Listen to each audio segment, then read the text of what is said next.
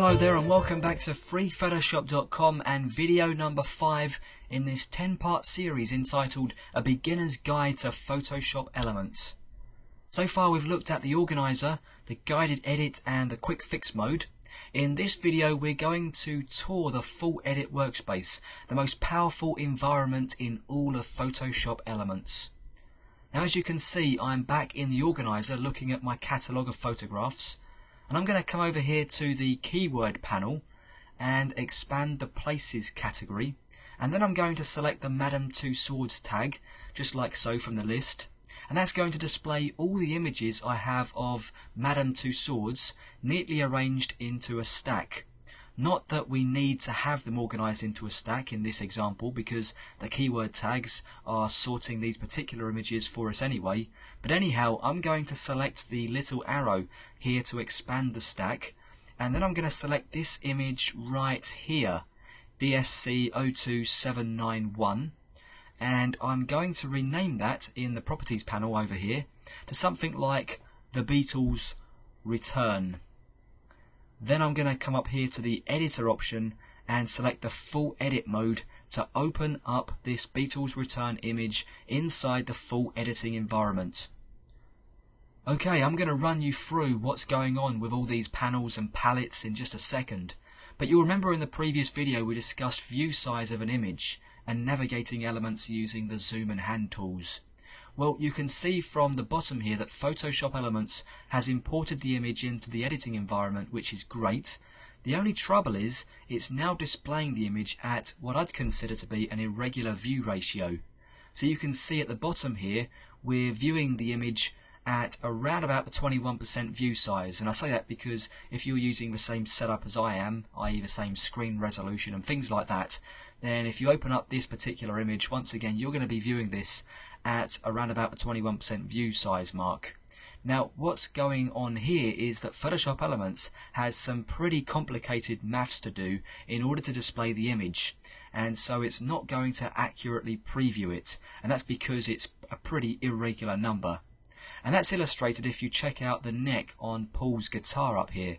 It's very jagged and lumpy, and that's caused by the view size being set to an irregular number. So what view size should we be using for the best image preview, I hear you ask? Well, I'd suggest you either use 25%, 50%, 75% or 100% and larger.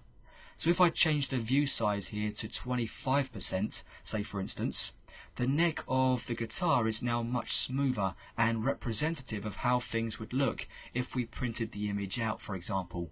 If we were working with a image preview of say 21.21% and we were getting jaggedy, lumpy transitions on the guitar area, they wouldn't print like that. That's just purely a screen preview function. So the printing, no matter how you view the image, the printing of the image will always be the same. Okay, enough about view size. Let's check out the full editing workspace. At the top here we've got this menu bar just like we have with every application out there. Underneath the menu bar we get an options bar, which basically contains the options that are available with the currently selected tools. What are tools? Well, over here on the left hand side we have our toolbox, and you can see that as I select a few of these tools over here, the options are changing along the top as we select the different tools. So let's go ahead and select the marquee tool, for example, and you can see up here we get all the options associated with the marquee. It's something that we call context sensitive. Now if we look at the toolbox, what we have over here is a collection of tools that rely on you applying them with the mouse. So you can see that we have little mini dividers separating the type of tools that we have access to. The first 4 are our moving and sampling tools. The next 4 are our selection tools used for selecting portions of the image. Then we have a large section divided into editing tools, followed by the painting and shape tools, and finally we have our focusing tools here and our toning tools here. Then we have our foreground and background colours, mostly used for painting. To change either one of them, all you need to do is just click to open up the colour picker, where we can either enter the colours numerical information that we want, and if we don't know it, or if we prefer to work differently, then we can just select a colour from the main window. I'm going to cancel out, so not to accept any changes I've made. Next we have the document window, which houses the image we're working on. That's going to be the largest area of the screen because that's the area you're going to be focusing on, as well as a bin here down at the bottom that contains all of our opened images. Next we have our palettes over here on the right hand side, controlled by the Windows menu. So if I select Windows at the top here, then we get to see all the different palettes available just in this list right here. The ones that have a tick next to them are the ones that are currently open. Now before we do anything else, I think we're going to have to check out the Layers palette, which is already open on the right hand side of the workspace, and generally you're going to want the Layers palette open all the time. Layers are pretty much the backbone of Photoshop Elements, and I want to show you firsthand how they work. If we look in the Layers palette now, you can see that we have one layer available to us called Background. Now let's say I want to make some adjustments to this photograph. Well, the best way of doing it would be to apply the adjustments onto separate layers, thereby leaving everything as editable as possible. So I'm going to go ahead and create a new layer. I'm going to do that by clicking on this little new layer icon at the top of the Layers palette here.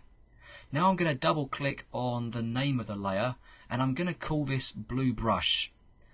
And then once I've named that, I'm going to press Enter on the PC, that's Return on the Mac, to accept that name. Now straight away you're going to recognize this grey and white checkerboard pattern on the layer thumbnail. Well, what that's doing is representing layer transparency. So at the moment it's taking the background layer here, laying it on a desk, and then taking a second layer and layering it on top. But of course the second layer would be made from some sort of invisible paper. You can add as many layers as you like, and throughout the remainder of the series we're going to be working with layers in almost every video, building up on the concepts as we go. Okay, I'm going to come over here to the painting section of the toolbox, and if I hover over this tool here, Photoshop Elements is going to inform me that I'm about to select the colour replacement tool. It's also telling me that the keyboard shortcut for this tool is the letter B. Now you may also see that some of these other tools have a little arrow on the bottom left corner, and that tells me that if we click and hold with the mouse, as we're doing so here with the colour replacement tool, we're going to get access to another little menu of hidden tools that fall inside the same category. Now with the mouse still pressed, I'm going to select the brush tool and then release. So now at the top here in the options bar we get all of our brush controls. Remember, this options bar is context sensitive, so because we have the brush tool selected, we get all our options associated with the brush. I can change the type of brush, I can change the size of brush, I can change the blending mode of the brush, and I can also change the opacity of the brush. What I'm going to do though is change the size of the brush using the keyboard. We don't actually need to come up here. And I can do that by using the bracket keys. They're the ones on the right hand side of the P, the letter P on the keyboard. So right bracket makes the brush larger and left bracket makes the brush smaller. I'm going to find a decent size, and then I'll make sure the brush layer is active, because when we start painting we're going to add to the active layer. That's always the way it is here inside of Elements. And one last thing I've got to do, of course, is to change the foreground swatch over here to blue, because I want to paint with blue. So if I click to open up the colour picker, I'm going to click inside this blue part of the spectrum and then just move the blue around until I see something I like. That just about looks good, so I'll hit OK to accept that modification. Now with the brush ready to go, I'm going to draw a circle around the image, really for demonstration purposes only. We're not trying to create any kind of special effects at this stage. Now I'm going to create another new layer in the Layers palette, and this time name it Red Brush. Now I'll come over to this swatch once again, click it, and this time I'm going to set the brush colour to, say, a nice deep red colour like so, something that looks good. Click OK to accept the changes once we've done that, and now I'm going to paint in a smaller circle just inside the boundaries of the previous one, just like so. Now I'm going to create yet another layer, and I'm going to call this one Yellow Brush. Once again I'll come over here to the swatch, give it a click, And now I'm going to look for a bright yellow colour. Something like this looks great. Once I'm done, I'll hit OK, just like we have done before. Now I'm going to paint a really rough X onto the surface of the image, and we're done. Okay, now what we've done is created a layered composition, basically. So we've been able to paint all over this photograph without harming the original layer at all. I can now come back to the layers palette, and you see these little eyeballs next to the layers. Well, what they represent is the visibility of the layer itself. So as I click the eyeballs to turn them off, I'm able to switch off the paint strokes in a way that A, doesn't harm the image one bit, and B, leaves them available for me to turn back on and reuse at any stage in the future. If for any reason I wanted to permanently delete the layers, I can do that by making sure the layer I want to delete is active, and then hitting the little trash can icon and answering yes to the question that appears. I can also alt-click the trash can icon here on the PC, that's option clicking on the Mac, to delete the layer without being asked if I'm sure, so we don't get that dialog box up.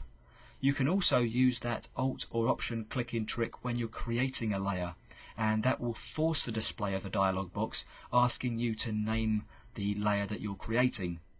Another way to delete the layer is to come up here to the layer menu, where we have all the layer based functions, so we can create a layer, delete a layer from up here, and in this instance I'm going to select the delete layer command and once again answer yes to the dialog box. Just another way of working here inside of Photoshop Elements, just so that you're aware that those items inside that particular menu exist. Okay, now just imagine that I deleted those layers and say I just realised that I didn't want to actually do it after all. And of course I'm kicking myself for not just switching the layers off in the first place, but what's done is done. How can I get them back? Well, there's a few ways you need to know about, and you need to know about them because one day this is going to happen for real, believe me. Happens to me all the time. The first way is to come up here to the Windows menu and select the Undo History palette. Now a really helpful feature is that every time we've made a change to this document, Photoshop Elements has recorded what's been done inside the Undo History palette here. So we can now just click the state of the image that we want to reset the document to. And way of thinking of these different states here inside the Undo History palette is that every time you make a noticeable change here inside of Elements to the image, Photoshop Elements is going to record a snapshot of how the image looked at that stage and then record it into the Undo History palette, just like it has done here for all these different changes that we've applied so far inside the image. Now we also have these undo and redo buttons at the top here, and all we're doing here is moving backwards and then forwards through the Undo History palette. But it's a really great way of working without having to open the palette all the time. You can just work directly from these buttons up here at the top. If you'd prefer to have the Undo History palette open all the time, then we can just move it into the cluster by dragging the light grey bar at the top here of the palette over to the cluster and then release. And if we change our mind, we can drag it out again by using the dark grey bar this time, and then hit the little X button at the top here to remove it from view. We now need to open it from the window menu if we wanted it open once again. Okay, as I say, we'll be working more intensely with layers and history over the course of this series, but that's just a little intro into how they work. Okay, next we have this effects panel right here, and if yours isn't open, then you can open it via the Windows menu at the top. Now I'm not going to go into too much detail here, but basically the effects panel controls all the special effects and styles you can add to the active layer. So we need to come down to the layers palette, select the background layer by clicking it once, and then you can come back up to the effects panel and choose whether you want to apply a filter, a layer style, or a photo effect. And I'm going to choose the photo effect option on this occasion, and then from the sub-menu select Old Photo. Now I'm going to double click the first option called Old Photo to apply the effect to the layer, and it's going to take a little while for Elements to do the work, but you'll notice the work that it's doing is going on a separate layer down here in the Layers palette, so it's not actually harming the original image. And I'd say that's a really nice effect actually, reminiscent of the 1960s perhaps. Once again, we can turn the effect off by just using this little eyeball on the layer to turn the layer off, or to turn the visibility of the layer off. It's still going to be there, waiting for you to turn it back on. I am going to turn it back on again, however, and I'd urge you to spend some time playing with some of these effects and styles just to familiarise yourself with the setup here. There are some really useful and some really creative styles and effects that can be used on images to make them look very interesting.